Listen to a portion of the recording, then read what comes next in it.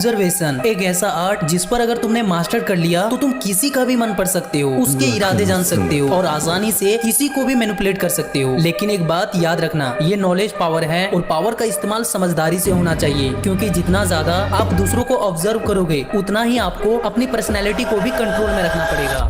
अब अगर तुम रेडी हो तो चलो शुरू करते हैं the dark game of mind. Observation यानी ध्यान से देखना और समझना। ये सिर्फ देखने भर की बात नहीं है, ये एक स्किल है जिससे आप किसी भी इंसान की असली पर्सनैलिटी, उनकी हिडन फीलिंग्स और उनकी इंटेंशन तक पढ़ सकते हो। तो चलो इसे समझते हैं स्टेप बाय स्टेप। नंबर 5, सच्चाई ये है कि इंसान का शरीर 70% बातें बिना शब्दों के ही बता देता है। अगर कोई इंसान बात करते समय बार बार हाथ छुपाए, गले को छुए या अपनी पोस्चर बार बार बदले तो ये साफ इशारा है कि वो अंदर से अनकंफर्टेबल है या फिर कुछ छिपा रहा है। फॉर एग्जाम्पल, मान लो तुम्हारा दोस्त कहता है कि मैं बिल्कुल ठीक हूँ, लेकिन उसका बॉडी थोड़ा झुका हुआ है, हाथ क्रॉस में है, तो वर्ड्स पे मत जाना, क्योंकि असली सच उसके हाव भाव में छुपा हुआ है। ऑब्जर्वेशन का पहला गोल्डन रूल यही है, शब्दों को मत सुनो, शरीर को पढ़ो। नंबर 4, कहते हैं कि आंखें दिल का आईना होती है और अगर कोई इंसान तुमसे बात करते समय बार बार नजरें झुकाता है तो ये साफ इशारा है कि या तो वो टॉपिक से बचना चाहता है या फिर कुछ छुपा रहा है। और यही दूसरी तरफ अगर कोई बिना पलक झपकाकर लगातार तुम्हें देखे जा रहा है तो समझ लो वो तुम्हें मेंटली डोमिनेट करने की कोशिश कर रहा है। फॉर एग्जाम्पल, जब पुलिस किसी सस्पेक्ट से पूछताछ करती है तो सबसे पहले उनकी आंखों पर ध्यान से देखती है, क्योंकि चेहरा मास्क कर सकता है लेकिन आंखें कभी झूठ नहीं बोलती।